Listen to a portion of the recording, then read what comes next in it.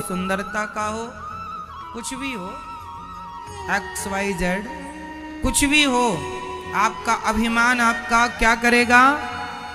सर्वनाश करेगा कि नहीं? पतन करेगा। इसलिए मेरी मां, इसलिए पतन से बचना हो, अभिमान ना कीजिएगा किसी चीज का। आप अपने ही घर में रहते हैं, ये भी एक अभिमान है कि ये घर मेरा है। यह भी एक अभिमान है कि ये घर मेरा है। यह भी एक अभिमान है कि ये बेटा मेरा है। यह भी एक अभिमान है कि ये बेटी मेरी है। यह भी एक अभिमान है कि ये फैक्ट्री, ये दुकान, ये बिजनेस, ये कारोबार मेरा है। यह भी एक अभिमान है ये खेत जमीन जायदाद मेरी है। यह भी एक अभिमान है कि यह हाथ मेरा है। यह भी एक अभिमान है कि मैं अनिरुद्धाचार्य हूँ। अभिमान के अंतर्गत ये सारी चीजें आती हैं। तो फिर अभिमान कैसे मिटाएं? इस अभिमान को बहुत सरल है। ये घर भगवान का है। हे प्रभु, हम तो आपके घर में किराए से रहते हैं, हम तो भगवान के किराएदार हैं। हम घर के मालिक नहीं। हम किसके घर में रहते हैं? अपने नहीं। जोर से मेरी माँ। आपने कहा होता भगवान के तो आप सही थे। हमने पूछा आप में से कितने लोग अपने अपने घर में रहते हैं? अपने घर में। हाँ, हम रहते हैं, हमारी घर है, हमारी घर है, हमारा। लो, ये अभिमान है कि ये घर मेरा, ये बेटा मेरा है। ये भी अभिमान है। इसलिए मत कहो कि ये घर मेरा, मत कहो बेटा मेरा, सब कहो तेरा। भी समझाए थे इतनी देर तक, लेकिन कहां पल्ले पड़ रहा है। सब समझा चुके हैं, सब तेरा। गुरु नानक देव जी कहां आके रुक गए? जोर से। आपको कहां रुकना है? ये जिंदगी की भाग दौड़, दौड़ते रहो, दौड़ते रहो। कोई सीमा नहीं है, कोई अंत नहीं है इस दौड़ का। यदि रुकना हो तो एक ही ऑप्शन है, तेरा में आकर के रुक जाइएगा। प्रभु सब तेरा, इससे आगे कुछ नहीं। घर तेरा, मेरा हो तो अभिमान करूं, मेरा तो कुछ नहीं है मेरा। आज से आप कभी ये नहीं कहोगे कि ये घर मेरा, बेटी मेरा, परिवार ना। सब कुछ, सब कुछ प्रभु मेरे कन्हैया का सब कुछ है, मेरे श्रीमन नारायण का सब कुछ है, मेरे राघव का सब कुछ है। प्रभु संपत्ति सब रघुपति के आही, सब कुछ आपका।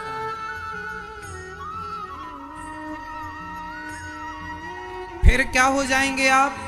अभिमान से शून्य हो जाएंगे।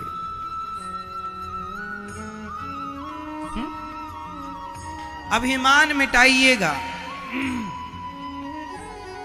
पता नहीं लोग क्यों बहकी बहकी बातें करते हैं। मुझे जानते नहीं हो, मैं ये हूं, मैं वो हूं। इससे बड़ा अभिमान भला क्या होगा? ये मेरा है, इससे बड़ा अभिमान क्या होगा? कुछ नहीं है साहब, केवल बातें हैं, बातें।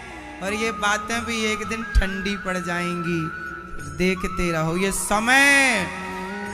समय का पहिया जब चलता है ना मेरी माँ, तो समय का पहिया हमें और आपको एक दिन क्या बना देगा? जरा बोल दो मेरी माँ। समय का पहिया हमें क्या बनाएगा एक दिन? बताओ जल्दी। नहीं बताती हो मेरी माँ, आप लोग कुछ बड़ी कंजूस हो। समय का पहिया हमें एक दिन क्या बनाएगा बताओ? 1000 बार बता चुके हैं। हम अलग ढंग से पूछ लेते हैं तो आप लोग सोचते हैं इसका क्या उत्तर होगा, जबकि बिल्कुल सरल उत्तर है। समय का पहिया जब चलेगा तो क्या होगा? हम क्या बन जाएंगे? समय का पहिया हमें क्या बनाएगा? जोर से, मुट्ठी भर राख बना देगा। समय का पहिया हमें क्या बना देगा? मुट्ठी भर। जब हम मरेंगे हमारी चिता जलेगी, वाह। फिर ठंडी होगी चिता, फिर चलेगी हवा तो राख उड़ जाएगी। बच्चे लोग जाएंगे, कुछ लोग जाएंगे रिश्तेदार परिवार, घड़ा लेकर छोटा सा 50 रुपए वाला, और सारी राख समेट समेट के कुछ हड्डियां वड्डियां भी ढूंढेंगे, काद मिल जाए, सब ढूंढ ढांड के डालेंगे घड़े में, और चल रही हैं अस्थियां। लो भैया, कल तक बड़ी गाड़ी में चलता था, बड़े महलों में रहता था, आज मुट्ठी भर क्या बन गया? जोर से, किसने बनाया? मुट्ठी भर राख आप में से कौन कौन बनेगा ये बता दो मुझे। अरे सब बनेंगे, ये मैया नहीं बनेंगी।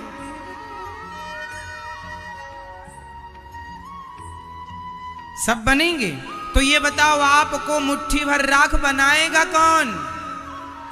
जोर से, समय। कौन बनाएगा? समय का पहिया जब चलता है तो समय ही, समय ने आपको जन्म दिया, समय से आप जवान हुए, समय से बूढ़े हो गए, और समय ने मार डाला, समय ने राख बना दिया। समय जहां की तहां है, पर ये समय सबको पीस रहा है।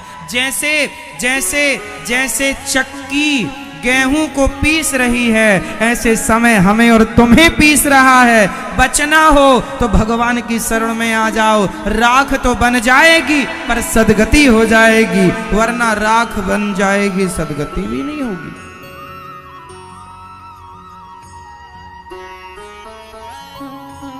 तो हमारा शरीर एक दिन क्या बनेगा? मुट्ठी भर राख। जब राख बनना ही है तो फिर हम अभिमान किसका करें? क्या राख का अभिमान करें? जो लोग घमंडी हैं, अभिमानी हैं, उनको बता दो पगले, समय का पहिया अब तेरी तरफ आ रहा है, राख बनने की तैयारी में लग। और ये अभिमान किस बात का? रावण जैसे लोग राख बन गए साहब। रावण का भी तो अंतिम संस्कार किया था विभीषण जी ने। रावण जैसे लंका के राजा, जिनके नाम से देवता थर थर कांपते थे, वो रावण राख बन के ना जाने कहां उड़ गया। राज राजे रहे ना वो रानी रही, ना बुढ़ापा रहा ना जवानी रही, वस्तु हर एक आनी व जानी रही, अंत में लखपति को ना धेला जुड़ा, हंस जब भी उड़ा। अकेले जाने के लिए तैयार रहना, घमंड ना करना। 2 पैसे भगवान ने दे दिए तो उसमें भगवान का धन्यवाद करना, सरल बन जाना, नम्र बन जाना, अभिमानी मत बनना। सही है?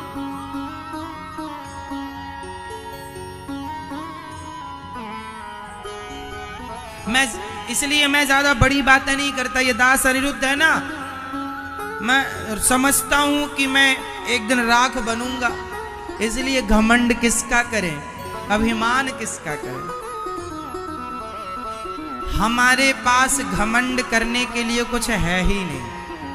आप लोगों के पास शायद कुछ होगा, उसका घमंड है आपको, पर हमारे पास तो घमंड करने जैसा कुछ नहीं है। इसलिए हम घमंड नहीं करते, अभिमान नहीं करते।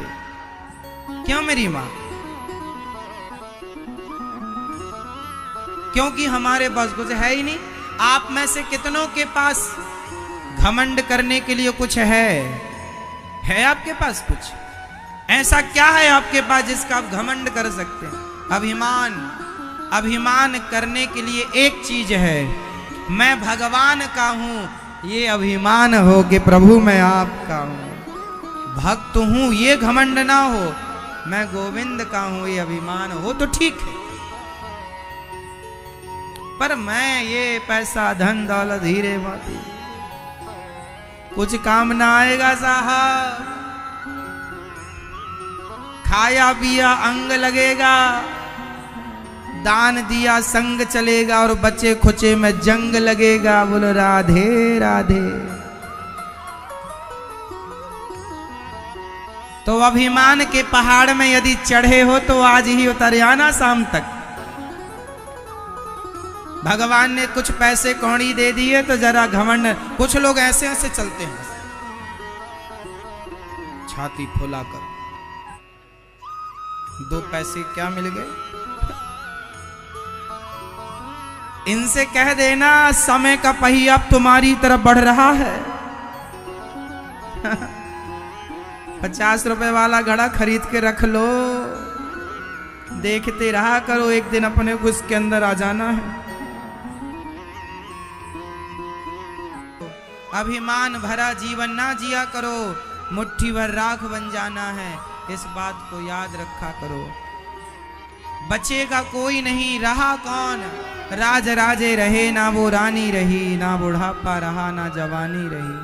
वस्तु हर एक आनी व जानी रही, अंत में लखपति को ना धेला जुड़ा, हंस जब भी उड़ा तो।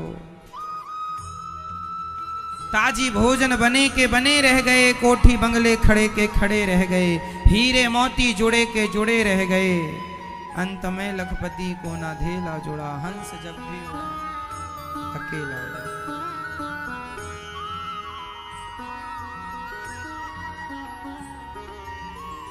मैया जी, इसलिए भैया जी अभिमान के पहाड़ से नीचे उतरो, इंसान बनो, सेवा से जुड़ो।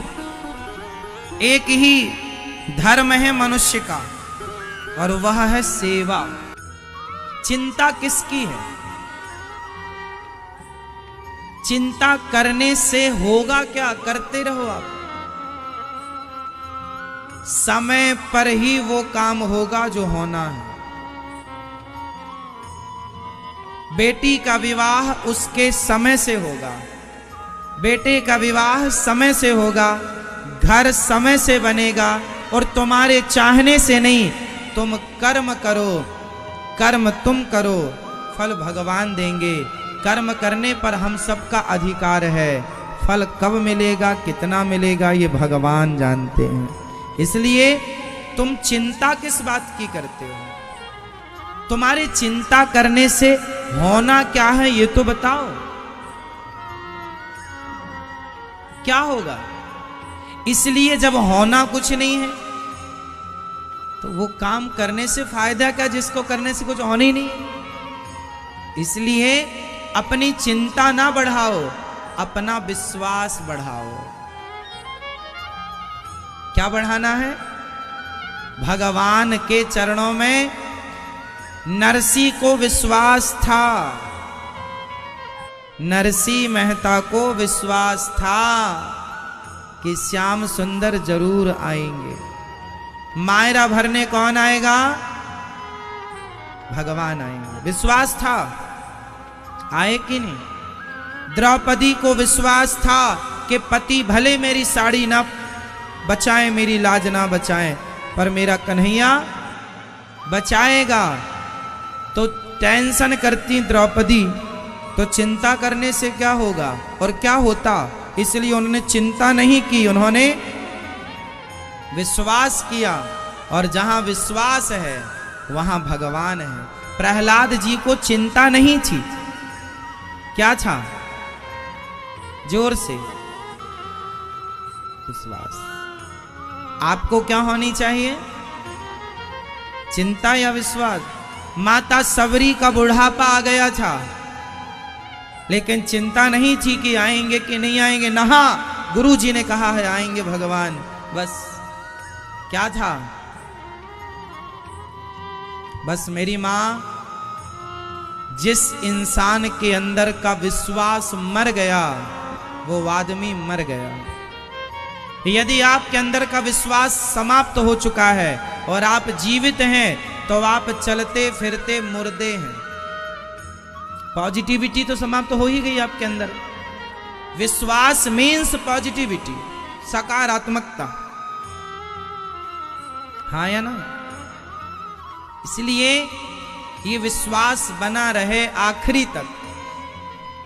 हारता कौन है? हारता कौन है? जो जीतने की कोशिश छोड़ देता है। अभी मैं 10 बार हार गया हूं, फिर भी मैं कोशिश कर रहा हूं जीतने की, तो मैं हारा नहीं हूं, क्योंकि मैं अभी प्रयासरत हूं। हारना तब माना जाएगा जब मैं कोशिश, बोलो, जीवन में हारना नहीं है। कोई सो जाए तो फटाफट जगाना है। जीवन में कभी हारना नहीं है। और हारता वही है जिसके अंदर विश्वास कम होता। इसलिए मेरी मां, विश्वास बढ़ाइए। विश्वास बढ़ेगा तो चिंताएं अपने आप कम हो जाएंगी। अभी विश्वास कम है, इसलिए चिंताएं ज्यादा है। सूर्य का प्रकाश जहां नहीं पहुंचता, बताओ वहां क्या हो जाता है? जोर से। सूर्य का प्रकाश जहां नहीं पहुंचता, वहां क्या हो जाता है?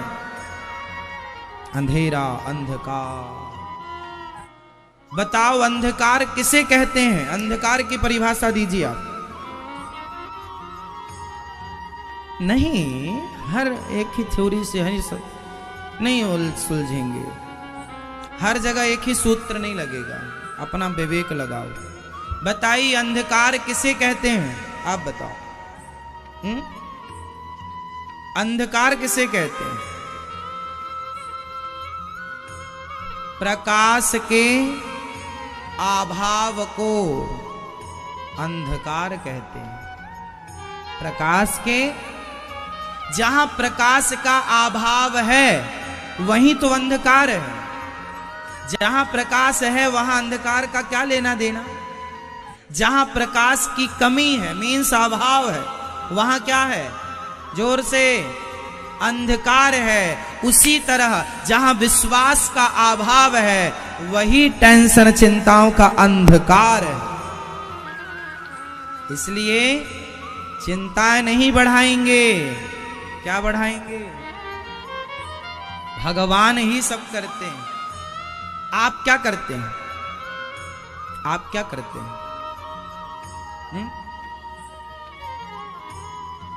आप कुछ नहीं करते। आप क्या करते हैं? हम कुछ नहीं करते।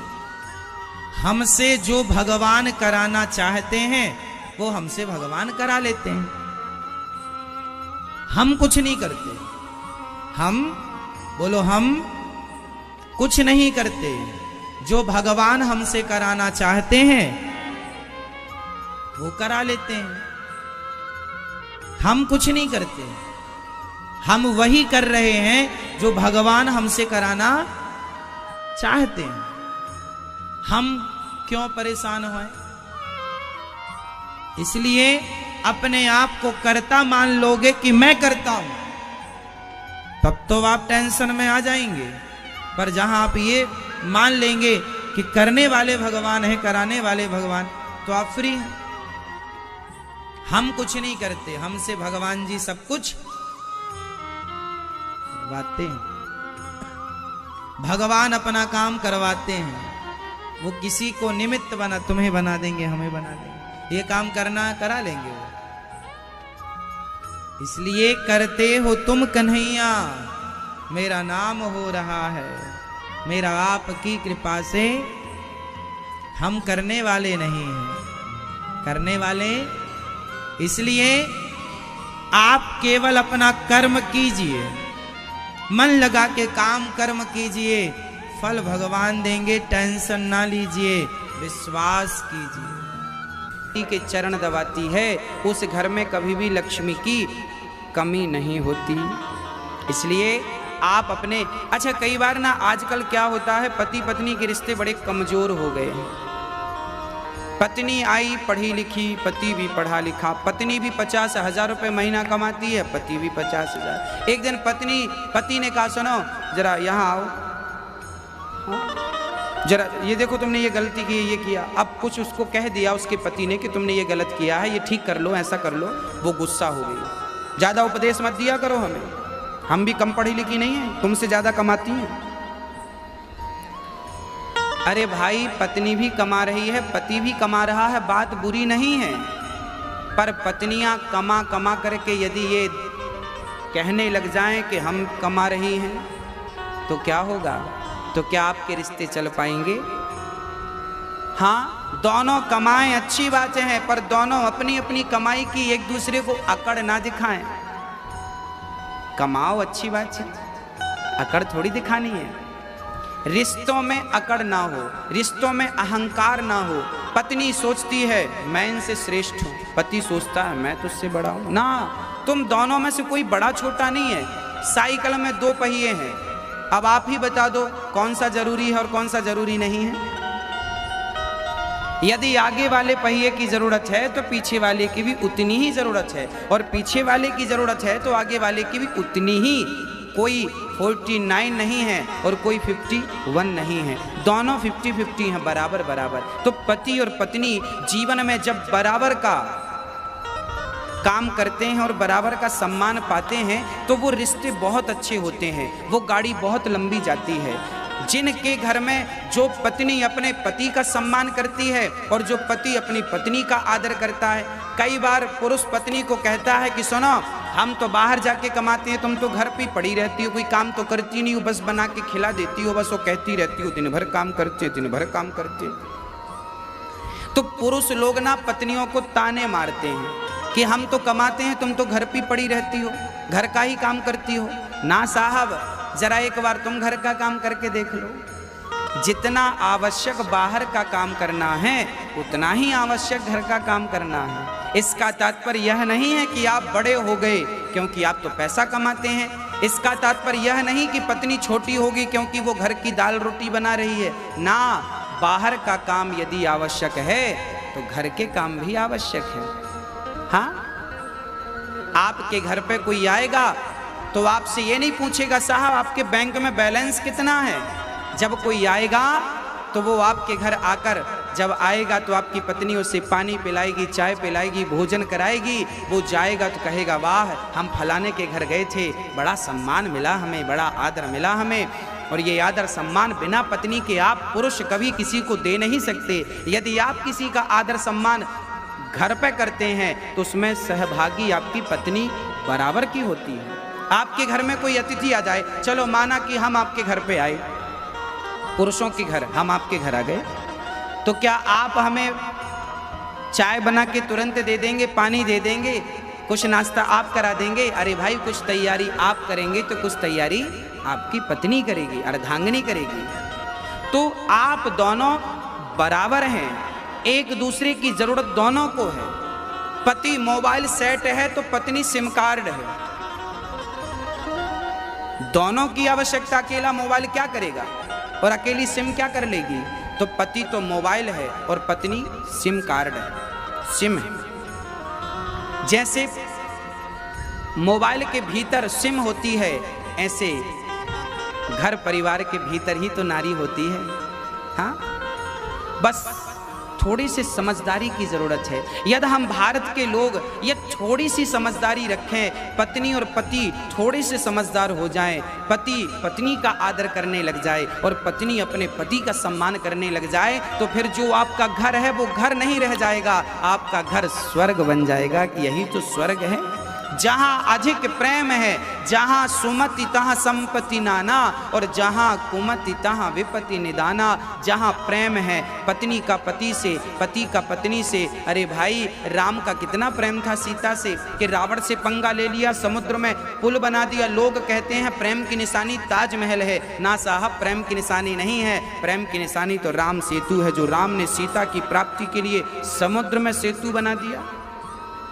और सीता के सिवा राम ने कभी पराई नारी को नजर उठाकर नहीं देखा। तो ये पतिव्रता नारी यदि होती है तो पति को भी पत्नीव्रता होना चाहिए। नारी पति से प्रेम करे, पुरुष नारी से प्रेम करे, और फिर इसी प्रेम से आप अपने घर को स्वर्ग बना लें। ये थोड़ी सी समझदारी आ जाए। कई बार ना छोटी छोटी बातों में पति पत्नी का झगड़ा हो जाता। एक बार हमने देखा, एक चर्चा हम तक पहुंची, बोले एक बार ना पति न्यूज देख रहा था टीवी पर, तभी पत्नी का सीरियल आने का टाइम था। अब पत्नी बोली जरा रिमोट हमें दे दो। पति बोला ना ना हम न्यूज देख रहे हैं। पत्नी बोली आप तो दिन भर देखते रहते हैं। पति बोला तू तो दिन भर घर में रहती है, दिन भर टीवी देखती रहती है। पत्नी बोली मेरा सीरियल दिन भर थोड़ी आता है, समय पे आता है। अब लो भैया, टीवी एक, रिमोट एक और देखने वाले दो, अब तो झगड़ा होगा, माथाफोड़ी होगी, अब लड़ो आप। ये समाधान नहीं है। कभी कभी क्या करना चाहिए कि पत्नी, कभी कभी पत्नी को अपनी इच्छाओं का त्याग करके पति की इच्छा में ही अपनी इच्छा मिला देनी चाहिए। कभी कभी पत्नी अपनी इच्छाओं का त्याग करे और पति की इच्छा में अपनी इच्छा मिलाए। तो कभी कभी पति को चाहिए कि वो भी अपनी इच्छाओं का त्याग करे और पत्नी की इच्छा में अपनी इच्छा मिला दे। अरे भाई, पत्नी कह रही है कि हमें सीरियल देखना है, कोई बात नहीं, आप भी पत्नी के संग देख लो, तब तक आप दूसरा काम कर लो। कम से कम किसी भी बहाने अपने घर के होने वाले झगड़ों को बचाइए। भाई, रास्ते में जब गड्ढा मिलता है आपको, तो गड्ढों पे आप पांव तो रखते नहीं है, छलांग लगा के पार होते हैं कि नहीं। आपके जीवन में भी जहां जहां आपको गड्ढा नजर आए, जहां जहां झगड़े की संभावना नजर आए, वहां से छलांग लगा के जल्दी आगे बढ़ जाना चाहिए, ताकि वो झगड़ा उत्पन्न ना हो सके, वो झगड़ा बड़ा रूप ना ले सके। ये पति और पत्नी की समझदारी का सब्जेक्ट है। इन दोनों की समझदारी से ही घर स्वर्ग बन सकता है, अन्यथा स्वयं भगवान आ जाएं और कहें कि स्वर्ग बन जाएगा तो नहीं बन सकेगा। जहां प्रेम है, जहां एकता है, जहां समर्पण है, पत्नी पति में समर्पण करे, पति कहे कि तू मेरी तो मैं तेरा, बस। और ये दोनों पति पत्नी मिलकर दोनों भगवान से मन लगाएं। एक दिन हम यमुना जी गए और यमुना जी में हमने देखा कि पति पत्नी, हमने फेसबुक पेज पर वो शेयर भी किया था आप सभी को, दो पति पत्नी, पति और पत्नी दोनों बढ़िया युवा थे, 30-35 वर्ष की उम्र रही होगी पति पत्नी की। दोनों, पत्नी बढ़िया ढोलक लेके बैठी और पति बढ़िया हारमोनियम लेके बैठा, और यमुना के पावन तट पर हरे राम राम राम हरे दोनों जाप कर रहे, दोनों बढ़िया संगीतबद्ध। तो गृहस्थी स्वर्ग बन जाएगी यदि दोनों पति पत्नी मिलकर यदि भगवान का स्मरण करें। हाँ, रोज सवेरे जल्दी उठ जाओ पति पत्नी और ठाकुर जी का स्नान, हाँ, पानी पत्नी लेके आए तो पति परात तैयार कर लो, भगवान जी को स्नान कराओ। पति ठाकुर जी को थाली पर बिठाए तो पत्नी ऊपर से जल डाले, तो पति ठाकुर जी को घिस घिस के नहलाए। मतलब भगवान की सेवा दोनों लोग करो, पति पत्नी मिलकर करो, फिर देखो आपका घर क्या होता है, स्वर्ग हो जाएगा भगवान। इसलिए दोनों पति पत्नी मिलकर दोनों जब ठाकुर जी की आरती उतारो तो दोनों हाथ लगाओ आरती में और प्रेम से दोनों जन गाओ, ओम जय जगदीश हरे, स्वामी जय जगदीश हरे, भक्त जनों के संकट क्षण में दूर करे, ओम जय जगदीश हरे। मात पिता तुम मेरे, शरण गहूँ मैं किसकी, स्वामी शरण पढ़ूँ मैं किसकी, तुम बिन और ना दूजा, तुम बिन और ना दूजा, आस करूं मैं किसकी, ओम जय जगदीश हरे। रोज दोनों जन आरती करो। बच्चे हैं तो बच्चों को भी बिठाओ और प्रेम से आधा घंटा बच्चों के साथ पत्नी पति दोनों मिलके प्रेम से कीर्तन करो, श्रीमन नारायण नारायण नारायण। महाप्रभु के साथ और भी संत थे। एक बार वो संत शराबियों के पास चले गए, जहां शराब की दुकान पर बैठकर लोग शराब पी रहे थे। तो चैतन्य महाप्रभु के साथ जो संत थे वो भी बड़े प्रसिद्ध थे। उन संतों ने शराबियों के पास जाकर शराबियों के पांव पकड़ लिया और उन शराबियों से कहा, भैया एक बार बोल दो हरे कृष्ण हरे कृष्ण हरे कृष्ण, एक बार बोल दो हरे राम हरे राम। शराबियों ने कहा, पागल हो गया है। शराबियों ने शराब पीकर उनके मुंह पे शराब थूक दी, पर उन संतों ने पांव नहीं छोड़ा। हम आपके पांव तब छोड़ेंगे जब आप एक बार श्री कृष्ण कह देंगे अपने मुंह से। तो लोग उनके सामने खड़े थे, उनके अपने अनुयायी भक्त लोग, गुरुजी आप क्या कर रहे हैं, ये दुष्ट आदमी है और आप इससे अपमान करा रहे हैं, ये आपको ऊपर शराब का कुल्ला कर रहा है। तब उन संत ने रोते हुए कहा, बेटा तुम नहीं जानते कि ये मनुष्य का तन कितना कीमती है। ये लोग शराब पी पी करके अपनी जिंदगी तबाह कर रहे हैं। यदि इनके मुंह से एक बार भी श्री कृष्ण का नाम निकल गया तो इन्हें पता नहीं उस एक नाम के बदले भी श्री कृष्ण इन्हें तार देंगे, पर निकल तो जाए। मैं चाहता हूं कि एक बार ही सही यदि मेरे द्वारा इनका उद्धार हो गया तो मेरा भी संसार में आना सफल हो जाएगा। ये छोटी सी कहानी कितना बड़ा संदेश देती है कि आपके माध्यम से यदि आपके पड़ोसी भगवान में लग गए, आपके माध्यम से आपका परिवार भगवान में लग गया, तो इससे बड़ा पुण्य क्या है। हाँ, जीवन में शांति पाना हो ना तो भगवान का चिंतन करना ही पड़ेगा।